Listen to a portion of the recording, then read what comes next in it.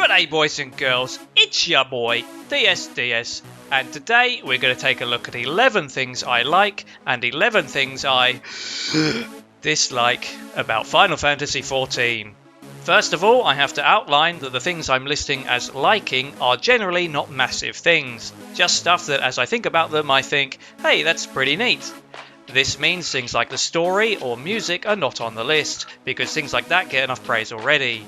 Though of course I do like the storyline and the music, so put the pitchforks down. On the other hand, pick the pitchforks back up again, because I'm going to make the rookie mistake of saying that some things in Final Fantasy XIV are not that good. Nothing here is a massive shit on the game, but some things are just a bit more clunky than I would hope, or generally could be a little better. Why 11 things? Well, I needed one more dislike, and I remembered two. Also, just a note that these are absolutely not in any order. So, the first thing I like about Final Fantasy XIV is how you can play every class on one character. Okay, this is quite a major feature, but what I like about this is that no matter what I'm doing, it always feels like I'm making at least some progression, even if I end up not playing a certain class for that long. It's not as if I spend hours leveling some class on an alt, stop playing that class, and then in a way have wasted that time. If it's all on one character, I can always swap weapon and pick up right where I left off. This also means any player can branch out into different party roles without limitations based on your initial class. For example, in World of Warcraft, how Death Knights can only have a tank or melee DPS. All in all, this is quite neat. For my first dislike, it's how you can play every class on one character. In MMOs, I'm quite a big alt player. I like having different looking characters, and I like trying out different classes. While I can do the class part here, there is very little point in me making different characters, especially considering the length of the story and the amount of work needing to be done to unlock everything. My dragon person is cool, but it would be nice to try out some of the other races. However, any progression I make on an alt, especially if I play a quote-unquote new class, feels like a waste, as I could and should be making that progression on my main. In a way, it's kind of funny, because the game is generally designed around everyone playing a single character, so bringing out new races, or having a large selection of races to choose from, feels a bit wasted. Of course, Fantasia probably sells like hotcakes, but as I like my dragon person, I do not want to change them in order to try something else. I cannot really propose any solution to this other than perhaps making the story progression and unlocks account-wide, whilst still allowing them to be completed on alts if so desired. At least that way, I can make an alt, spam dungeons or some other form of leveling that I enjoy, and need not care about the amount of story I need to skip cutscenes and dialogue for. Like number 2 is the first try bonus system, the one that awards bonus cookies to everyone when your group includes someone doing it for the first time. What a phenomenal way of dealing with first timers. It is such a simple thing and completely negates any toxic feelings that could be had from potentially needing to carry a noob. Every MMO should have this in my opinion, and the effect this has on the community overall is probably quite underrated. For dislike 2, we have the glamour system. As a standalone feature, it works, and having room for 400 item appearances in your wardrobe is quite neat. However, I'm a firm believer that looking good is at least 70% of the fight, and in this aspect, World of Warcraft beats it hands down. The transmog system in WoW is extremely good, and is unlimited for your armor class. All of a sudden, that 400 item wardrobe is looking a bit cramped. Now, I have heard that the limitations of the glamour system is due to a tech limitation, but it's unfortunate that we can't have something as good as WoW's transmog.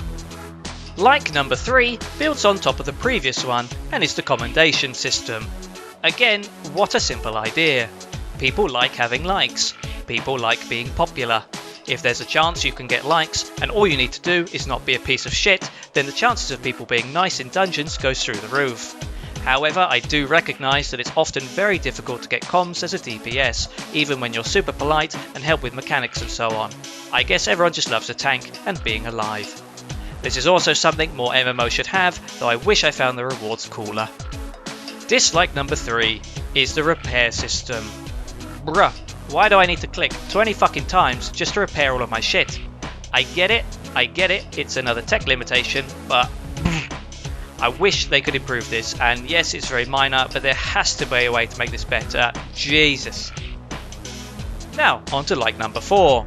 You'll probably start to notice a theme here, but it's the Novice Network. Imagine if more games had this. Mentors absolutely love their shiny icons and absolutely love having the chance to show off their knowledge. And to be fair to them, that's a great thing. Sure, some mentors get high off their own farts, but if the end result is a very monitored and helpful channel dedicated to new and returning players who can ask any question about the game with no fear of repercussions, then I'm all for it. This again is a great way of building a non-toxic community, and I bet it hooks a lot of returning players who may otherwise churn if the game has become too confusing since they left. And now dislike number 4. This is about gathering, and while I fully see the benefits and the time it saves, I do sort of dislike how each tier of gathering is reduced to a handful of nodes at a specific area all very close to one another. In this regard, it's so easy I almost wonder why they bother to have it at all.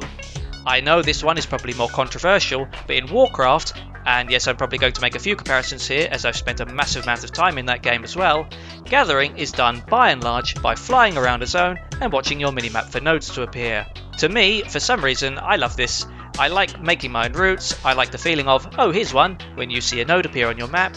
I like the feeling of finding out that instead of a basic ore, it's actually titanium. I like that I get to see more of the zone I'm in and decide where I want to go next, and I like how farming a good route can be quite relaxing. In Final Fantasy, all of this is stripped away for the sake of making it easier and simpler, but to me this just puts the entire focus on the grind. I need 200 ores, I guess I'm going to run this circuit 60 times. I hope I don't go insane. Like number 5. Bro, triple Triad, fuck yes, it even uses the same music as in Final Fantasy VIII, and they finally made 4-star cards have a point for existing. Anytime I enter an area and see an NPC with the Triad icon above their head, I go to town. I loved this game so much as a kid, I even made my own board and cards out of some cereal boxes, and I legit still have it with me, even if half of the rules are some fucking bullshit. Though I do wish the Golden Saucer card vendor told me which cards I own already from the ones being sold. Dislike number 5 is probably one of the larger ones here, but it's to do with the instance nature of the game. I am used to it, but if I could fly from Limsa to Rhaegal's Reach, I would be so happy. The world feels so much more fractured when it's split into loading screens, and sometimes it feels more like I'm just playing on a bunch of different maps than in one whole world. Now, this is not the first MMO to be like this, but I always prefer actual open worlds. I suppose the fact that we get around via teleporting also adds to this. Like number 6 is Fates. Imagine you're outrunning from one MSQ dialogue to the next, and you want to hit something. Imagine then that some shit's going down, and there be some fellows in need of a hit. And there you have Fates. Generally, this is just nice. It adds a bit of randomness and variety into each zone, on top of sometimes offering neat rewards. The fact that you can't take part unless you're the right level, or sync yourself, also stops any high level coming in and ending the fun in the GCD, which is a nice move. I would say you can never have enough unintrusive content. Dislike number 6 is the world map controls and general world map UI. Again, this is probably something I would compare to WoW, but I just wish I could right click to go up a layer instead of needing to fiddle with those tiny buttons. Also, due to the instance nature of the zones, I do not have a strong idea as to what zone connects to what. If the world map wasn't so clunky to navigate, I'd probably be better here. Generally, I think World of Warcraft just does a better world map. Like number 7 is player housing. I super enjoy player housing in games, especially if there's a lot of control, like in Rift or in this game. Having your own little place, your own safe haven to return to after a long day of bashing Lalafels. It feels really cozy. I had my own house in the Mists back in the day, just down the road from my FC's house. You can see some screenshots here that I took. I spent more gil than I want to know decorating it, but I really enjoyed it. I even made a legit green screen stage so I could cap emotes for use in my Palace of the Dead guides. Now, probably some stupid Lalafell lives there. Dislike number 7. Player housing. I wish it wasn't limited, especially with how popular the game is now. The neighbourhood system is nice compared to the instanced world of Rift, but actually buying a property was a right pain in the keister. It also sucked to lose all of my hard work during a break from the game. And I also lost all of my furniture because I wasn't prepared to purchase a sub for the sole reason of retrieving it and stashing it somewhere. As a result, as much as I love player housing in this game, I'll probably never go back to it. Like number 8 is the world events that Square Enix run. Yes, most games do the usual Christmas and Halloween type of stuff, but I really like how Final Fantasy XIV features a bunch of random stuff too, like cross promotions and other sort of events. Like, honestly, why limit your world events to just real life holidays? On top, the events are just never repeats. Each Easter, the event storyline is different and your character is recognised for helping out the previous year, which is a nice touch. Like, imagine rehashing the same shit year after year with hardly ever a new reward or prize. Wouldn't that suck? Warcraft. Sorry about that. Also, the events in Final Fantasy are very inclusive, so practically any player can do them. I never understood why Warcraft's events had to have content gated for max level players. Hey, everyone is having fun in an event. Oh, you're not max level on this character yet. Well, no fun for you. I guess it comes down to the mount drop grind. I suppose we can't be having too much fun by getting multiple attempts at a love rocket. Dislike number 8 is the occasions where a voice actor is changed. Now obviously I know this is not something you can fault the game for. Sometimes actors are just not available, or whatever reason it may be. But the fact is, every time a voice actor is changed, it throws me off. I grow accustomed to how characters sound, and when they sound different, it sounds kind of wrong. At least the game has enough voice acting for this to make the list, and it does fix itself eventually. But yeah, it makes it to the list. Like number 9. One time, when I was on a break from the game, I was thinking about what else I could possibly make guides for, as my style of making guides seems to be pretty alright. I was playing Warcraft, but boy would that be a waste of effort. It's super cool how much mechanic variety there is in the dungeons and trials in this game. Practically every new encounter features some different thing to do, and sometimes the mechanics are genuinely well designed and out of the box stuff. That deserves a lot of recognition, and compare that to something like Warcraft. How many dungeon bosses are basically just tank and spank? Too many. Dislike number 9. Tab targeting. What the fuck? Hi game, can you target this other guy next to me please? Best I can do is your cousin in France. Bruh. Now there are a couple of different tab targeting settings, and I've heard about key binding certain actions, but Jesus, why is this so jank? I assume this must be just another tech limitation, but boy, I do wish the game's targeting was as good as WoW's. Like number 10 is the game's default UI.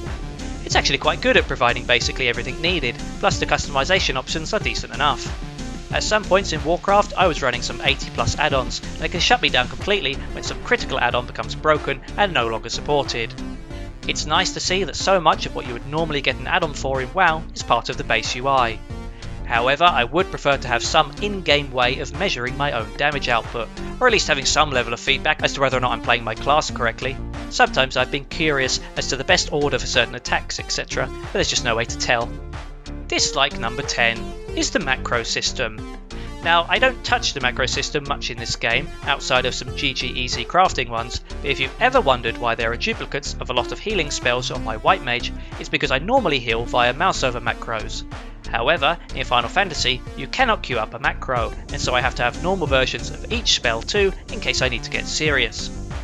If you don't know what I'm talking about, allow me to explain. If you cast a spell, and then attempt to recast it shortly before the global cooldown finishes, you can queue the spell and it will be cast once the GCD is over. However, if you cast a spell using a macro, you cannot do this. You have to wait for the GCD to finish before you can cast it again. Basically, this means if you need to spam heal, you will lose precious milliseconds pressing the button after the GCD, instead of being able to tell the game before it comes off that you want to do something as soon as possible. Generally, this is quite minor, which is why I continue to use mouse over macros when I'm chilling out. However, it's still a pain in the ass, and I wish it was better, as I could do with less key bindings overall, and it occasionally trips me up remembering 2 different hotkeys for kind of the same single spell. Like number 11, the final likening. I like that the hard mode versions of normal dungeons are not just the same instance with higher numbers, but totally different dungeons that just so happen to take place in the same location. The game recognises that you ran out of bubblegum in Copperbell Mines, and now there's a new problem, and you, the previous hero, are asked to once again kick ass. This is so neat. I've never seen this before in another MMO. It would be very easy to create a generic heroic version of the dungeon where you just add some zeros to the numbers and call it a day, but doing it this way is so much better. Dislike number 11. For my final dislike, and this was not one of the ones I remembered right at the end, it's probably quite an odd one, and something that is a result of multiple things going on. I dislike how much time it would probably take me to remember the tactics for every dungeon and trial. I legitimately stay out of certain roulettes simply because I can't guarantee that I'll know what to do when I load in, or I pussy out and go as a DPS. This might sound funny coming from someone who quite literally makes the guides, but anything I've not made a guide for, I pretty much have no idea. I've either never done it before, or I just do not remember. Of course, once I make a guide for something, I'll pretty much never forget, so I low-key use guide making as a memory aid. So what causes this issue for me? Well, the MSQ gives a ton of experience, so much so that if you ignore all the side quests and only do each dungeon or trial once, you will still overlevel it easily. I would think that most players will generally focus on a single class until they max it. Of course they might pick up an alt or swap to something they like better, but I would think for the most part it's one until done. So, considering how much XP you get, I can't imagine that you would also be spamming dungeons while you do the MSQ, especially with how much time it already takes to do the MSQ. What I'm getting at here is that every time I unlock a new dungeon, I do it one time and then basically do not see the place again for yonks. This ends up putting me in a situation where I have a ton of dungeons unlocked that I cannot remember the tactics for. As a normal player, I sort of don't understand how anyone would eventually remember them all, or do you just hit max level and grind roulettes each day until you stop causing wipes? I don't know. And that's 11 things I like and dislike about Final Fantasy XIV. This wasn't a guide, but I'm mildly interested in seeing what sort of non-guide content I can make about the game while it's expanding so much. So let me know if you enjoyed this sort of thing, or if there are any other types of videos you'd be interested in and I could take a look. Did you agree with any of my picks? Let me know in the comments, and let's see if we can't have a good old YouTube fight about it. And what do you like and dislike in the game? Can you give me a few of each? Anyway, thank you for watching, and I'll see you in the next one.